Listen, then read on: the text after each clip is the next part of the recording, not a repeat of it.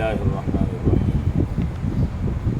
सूरत आल इमरान की आयत नंबर 131 और 132 है। इससे पहले कई आयात में तौहीद का मज़मून बयान हुआ है। मैंने बताया था कि ईसाइयों का एक वफ़द आया था नजरान के इलाके से नबी पाक सल्लल्लाहु ताला अलैहि वसल्लम के पास, और उन्होंने गुफ्तगू की अपने अक़ायद के बारे में, बहस व मुबासा किया, दलाइल दिए। नबी पाक सल्लल्लाहु अलैहि वसल्लम ने भी उनको जवाबात दिए, तौहीद के दलाइल दिए, उनके गलत अक़ायद की तरदीद फरमाई। तो इस सिलसिले में ईसाई चूँकि हज़रत ईसा अलैहिस्सलाम को अल्लाह का बेटा या बाज़ ईसा अलैहिस्सलाम को खुदा समझते हैं, तो ये तौहीद के अक़ीदे के ख़िलाफ़ है। तो कुरान करीम की इन इब्तिदाई आयात में ये उसी मौके पर नाजिल हुई थी, तो इनमें कई आयात में तौहीद का अक़ीदा बयान हुआ है और इस पर ज़ोर दिया गया है कि अल्लाह के सिवा कोई माबूद नहीं। इस पर अल्लाह की शहादत सबसे बड़ी गवाही, शाहिद अल्लाहु अन्नहु ला इलाहा इल्ला हुवा वल मलाइकतु व उलुल इल्मि क़ाइमन बिल क़िस्त। अब इन आयात में रिसालत का अक़ीदा और रिसालत की अहमियत को बयान किया जा रहा है और रसूल पाक सल्लल्लाहु ताला अलैहि वसल्लम की इताअत और इत्तिबा का हुक्म और इसकी अहमियत बयान की गई। दुनिया के अंदर काफिरों की बहुत बड़ी तादाद ऐसी है जो अल्लाह पाक को मानते हैं, अल्लाह के वजूद को मानते हैं। मक्का के मुशरिक भी अल्लाह को मानते थे, लेकिन अल्लाह के साथ औरों को भी मानते थे। हुक्म यह है कि सिर्फ़ अल्लाह को माबूद मानना है, अल्लाह के अलावा और को नहीं। लेकिन उनका हाल क्या था, अल्लाह को भी मानते थे औरों को भी, लेकिन हुक्म यह है कि अल्लाह ही को मानना है, माबूद और किसी को नहीं।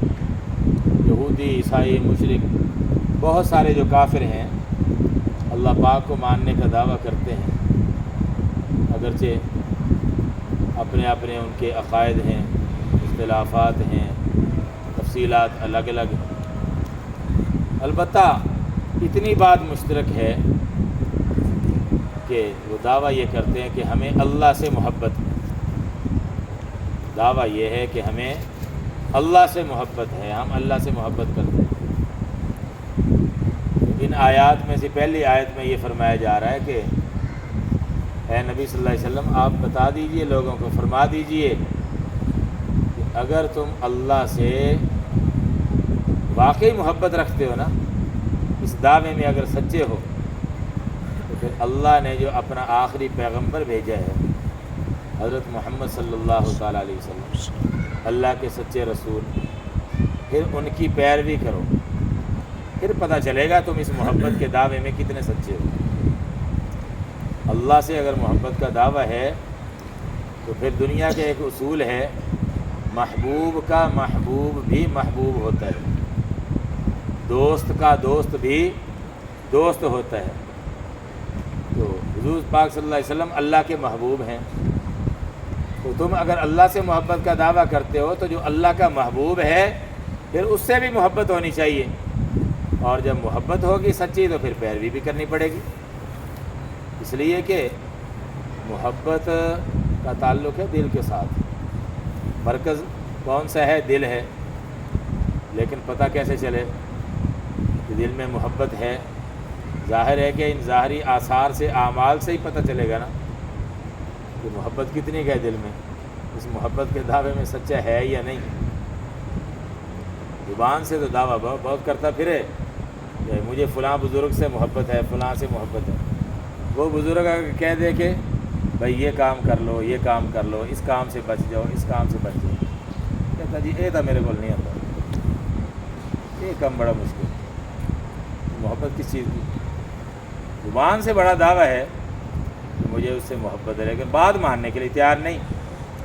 تو اللہ سے محبت کا معیار بھی یہی بتایا جا رہا ہے، سچی محبت کا معیار کہ اللہ سے محبت کا دعویٰ یہ تب سچا سمجھا جائے گا جب اللہ کے محبوب سب سے آخری اور افضل پیغمبر حضرت محمد صلی اللہ علیہ وسلم کی پیروی کرو گے۔ اور پھر جو اللہ سے محبت کا دعویٰ کرتا ہے اور یہ کہتا ہے کہ مجھے اللہ سے محبت ہے، اس کا جی یہ چاہتا ہے کہ اللہ بھی مجھ سے محبت کرے۔ ہم اگر کسی سے محبت کرتے ہیں تو ہمارا جی نہیں چاہتا کہ وہ بھی ہم سے محبت کرے۔ تو جو اللہ سے محبت کرنے کا دعویٰ کرتے ہیں تو ان کا دلی یہ تقاضا ہے، تمنا ہے کہ اللہ بھی ہم سے محبت کرے۔ اللہ پاک فرما رہے ہیں کہ میں تمہیں نسخہ بتا رہا ہوں، اگر تم یہ چاہتے ہو کہ میں تم سے محبت کروں پھر میرے محبوب کی مان کے چلو، میرے محبوب پیغمبر صلی اللہ علیہ وسلم کی پیروی کرو، یحببکم اللہ، تو پھر اللہ تم سے محبت کرے گا۔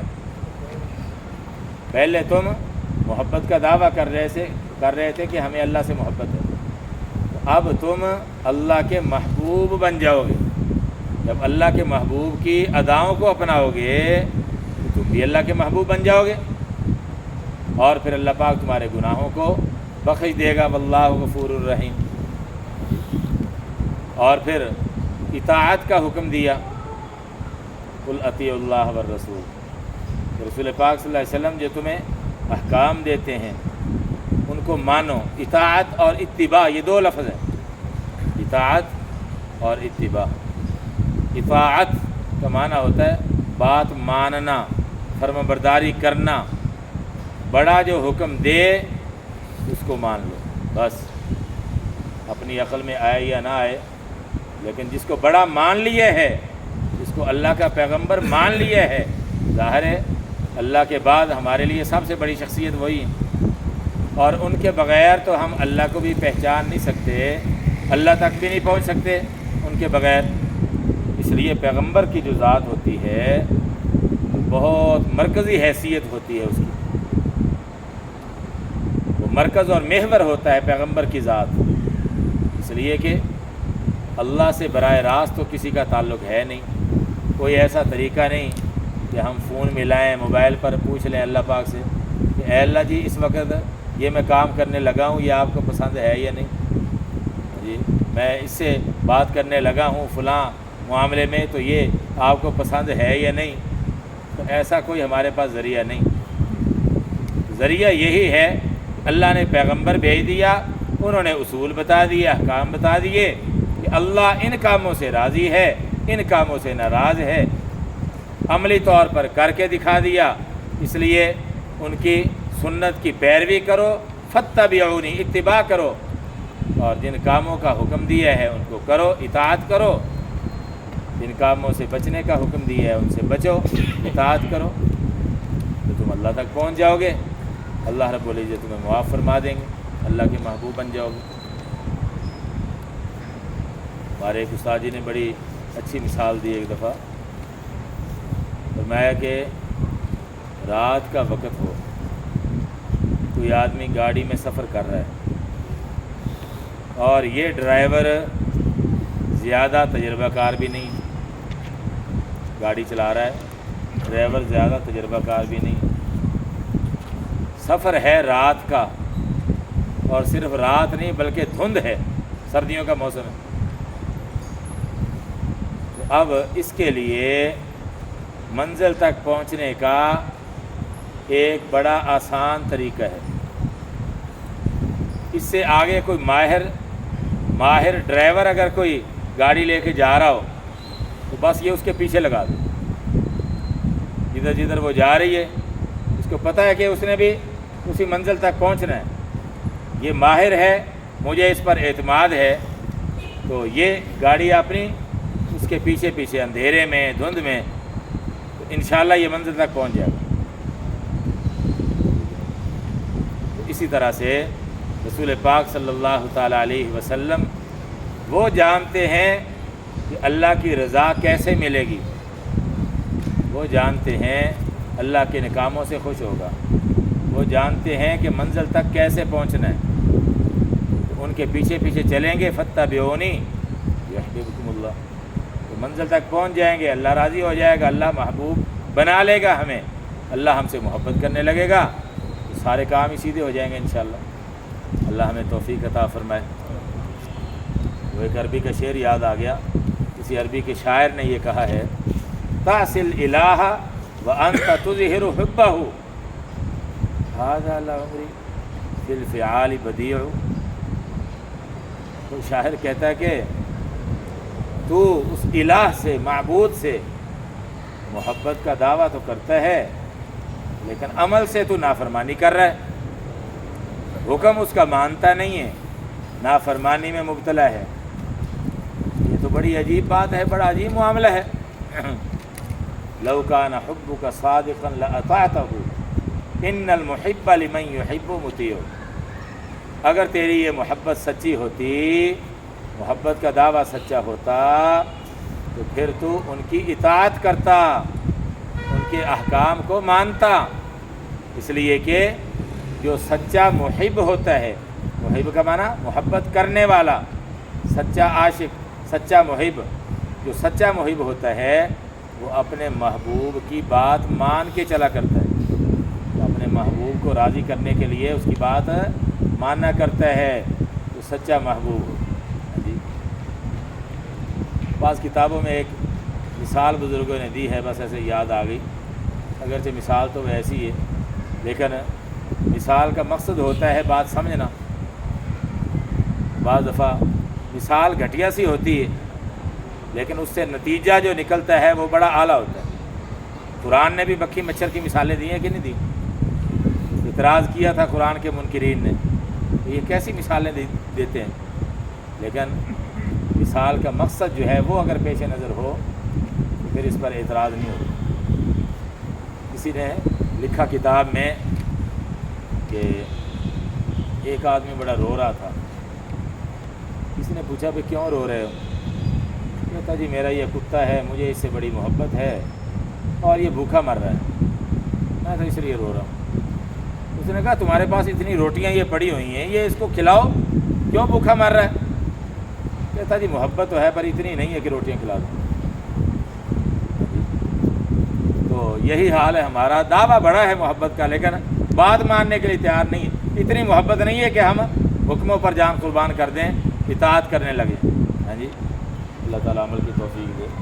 ترجمہ دیکھیں، قل کہہ دیجئے، ان کنتم تحبون اللہ، اگر تم ہو تحبون محبت کرتے، دونوں کو ملا کر ترجمہ کریں گے، اگر تم محبت کرتے ہو یعنی محبت کا دعویٰ کرتے ہو، تمہارا گمان یہ ہے کہ ہم اللہ سے محبت کرتے ہیں، کہہ دیجئے کہ اگر تم محبت کرتے ہو اللہ سے تو، فا کا معنی تو، اتبعونی، یہ ملا کر پھر پڑھیں گے فاتبعونی، اگر فا نہ ہو تو پھر پڑھیں گے اتبعونی، اتباع سے ہے، اتباع، تو پیروی کرو میری۔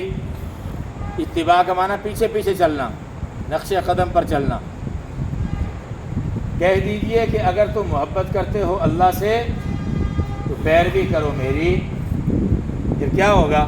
آگے نتیجہ بیان کیا جا رہا ہے، یحببکم اللہ، اللہ محبت کرے گا تم سے، تو اللہ محبت کرے گا تم سے، یعنی تم اللہ کے محبوب بن جاؤ گے۔ جب حضور صلی اللہ علیہ وسلم کی پیروی کرو گے تو تم اللہ کے محبوب بن جاؤ گے، اللہ تم سے محبت کرنے لگ جائے گا۔ اور پھر نتیجہ کیا ہوگا آگے؟ جب اللہ تم سے محبت فرمائے گا تو غلطیاں کوتاہیاں تمہاری اللہ پاک معاف فرما دیں گے، وَيَغْفِرْ لَكُمْ، اور وہ بخش دے گا تمہارے لیے، ذُنُوبَكُمْ، تمہارے گناہوں کو۔ اب یہاں غور فرمائیں، یہ قرآن کا بڑا عجیب انداز ہے، اللہ پاک کی مہربانی اور شفقت اس لفظ سے بڑی عجیب ٹپک رہی ہے۔ یہ لفظ اگر نہ بھی ہوتا نا لکم تو ترجمہ پھر بھی وہ مفہوم کافی تھا، یغفر ذنوبکم، یغفر ذنوبکم، وہ بخش دے گا تمہارے گناہوں کو، مقصد تو حاصل ہو جانا تھا نا، لیکن لکم اس کا ترجمہ کیا ہے؟ اللہ بخش دے گا تمہاری خاطر تمہارے گناہوں کو، اللہ بخش دے گا تمہاری خاطر تمہارے گناہوں کو۔ کہتے ہیں نا یار یہ کام میں نے کرنا تو نہیں تھا لیکن تیرے لیے ہی میں کر رہا ہوں، تو یہ ایک محبت کا انداز ہوتا ہے، محبت کے اظہار کا انداز۔ اللہ پاک بھی فرما رہے ہیں کہ جب تم میرے پیغمبر کی پیروی کرو گے تو اللہ تم سے محبت کرے گا، جب اللہ تم سے محبت کرے گا اللہ یہ فرما رہا ہے کہ پھر تمہاری خاطر میں تمہارے گناہوں کو معاف کر دوں گا، وَيَغْفِرْ لَكُمْ ذُنُوبَكُمْ، اور وہ بخش دے گا تمہارے لیے یا تمہاری خاطر، یہ بھی ترجمہ کر سکتے ہیں، وہ بخش دے گا تمہاری خاطر تمہارے گناہوں۔ واللہ غفور، اللہ کے لیے بخشنا کوئی مشکل نہیں ہے، وہ قادر ہے، مالک ہے، یہ فرمایا، اور اللہ بہت بخشنے والا مہربانی کرنے والا ہے، مہربان ہے۔ لیکن یہ لفظ تو بعض لوگوں کو بہت یاد ہوتے ہیں، دوسرے بھی یاد رکھنے چاہیے، جبار اور قہار والے۔ اللہ بہت بخشنے والا ہے، مہربان ہے، لیکن کن پر؟ اس نے جو اصول بتائے، احکام بتائے، شرائط بتائیں، میری مغفرت کیسے ملے گی، میں کن کو بخشوں گا، تو وہ باتیں بھی تو یاد رکھنی چاہیے نا۔ یہ تو لفظ بہت یاد ہے، بس جی اللہ غفور الرحیم ہے، جی اللہ غفور الرحیم، جان جان کے گناہ کرتے رہیں اور آخر میں بس یہ آیت سنا دیں پڑھ کے، تو بس اللہ غفور الرحیم ہے جی، معاف ہو جائے گا سب کچھ۔ اللہ پاک غفور الرحیم بھی ہے، کوئی شک نہیں، لیکن اس مغفرت کے لیے جو شرطیں ہیں کہ ہماری ذمہ داری ہے ان کو بھی تو پورا کرنے کی کوشش کریں، اپنی طرف سے کوشش کریں، باقی حق تو ادا کر نہیں سکتے، پھر بھی اللہ کی رحمت سے ہی امید رکھنی پڑے گی، اسی کی رحمت کا ہی سہارا جی ہے ہمارے لیے، اپنے عمل پر تو کوئی ناز نہیں، کوئی گھمنڈ نہیں، کوئی سہارا نہیں، کوئی تکیہ نہیں، بس کوشش ہے ایک، باقی اللہ کی رحمت سے امیدوار ہیں، انشاءاللہ وہ بخش دے گا، وہ مہربانی فرمائے گا۔ قُلْ اطیعوا اللَّهَ وَالرَّسُولَ، کہہ دیجئے اطاعت کرو، اطاعت سے ہے یہ لفظ، فعل امر کا لفظ ہے، اطاعت کرو یعنی فرما برداری کرو اللہ اور رسول صلی اللہ علیہ وسلم کی۔ جو قرآن کے منکر ہیں نا، ایسے بھی بدبخت گزرے ہیں، کہتے ہیں بس یہ قرآن ہمارے لیے کافی ہے، نعوذ باللہ حدیث کی ہمیں ضرورت نہیں۔ منکرین حدیث جنہیں کہا جاتا ہے، ان کی مختلف قسمیں، مختلف نظریات، اب لمبی بات ہو جائے گی، میں زیادہ تفصیل میں نہیں جاتا، تو بعض لوگوں کا یہ نظریہ کہ بس نعوذ باللہ پیغمبر کی حیثیت یہ ہوتی ہے بقول ان کے کہ جیسے کوئی ڈاکیہ خط لا کے دے دیتا ہے تو ڈاکیے کی بس ذمہ داری ختم، آگے ذمہ داری اس کی ہے، پڑھے سمجھے اس خط پر عمل کرے،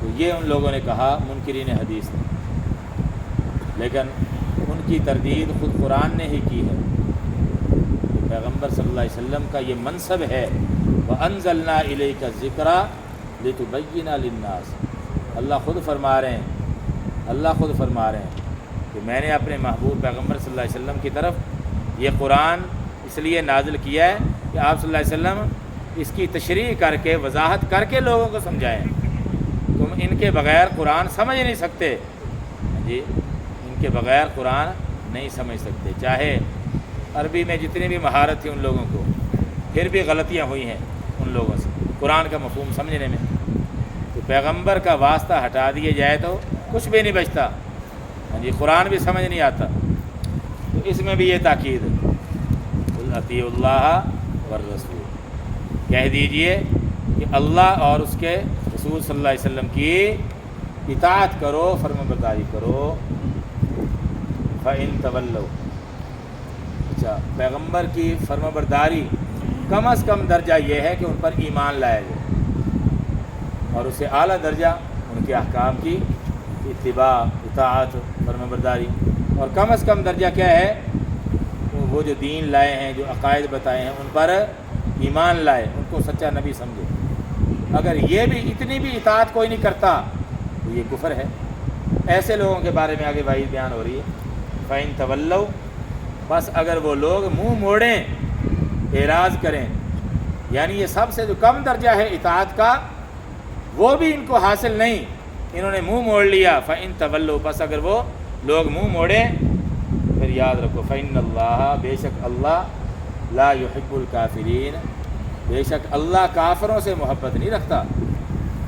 میرے پیغمبر کے منکر ہیں، وہ کافر ہیں، تو پھر یہ امید چھوڑ دیں کہ اللہ ان سے محبت کرے گا، ایسوں سے اللہ محبت نہیں کرتا۔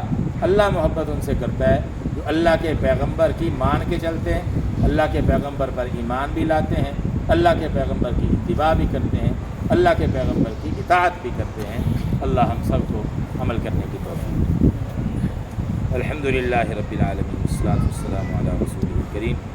ربنا آتنا فی الدنیا حسنۃ وفی الآخرۃ حسنۃ وقنا عذاب النار۔ رب اغفر وارحم وانت خیر الراحمین۔ یا مقلب القلوب ثبت قلوبنا علی دینک۔ اللہم احفظنا من کل بلاء الدنیا وعذاب الآخرہ۔ صلی اللہ تعالی علی خیر خلقہ محمد وآلہ واصحابہ اجمعین، آمین برحمتک یا ارحم الراحمین۔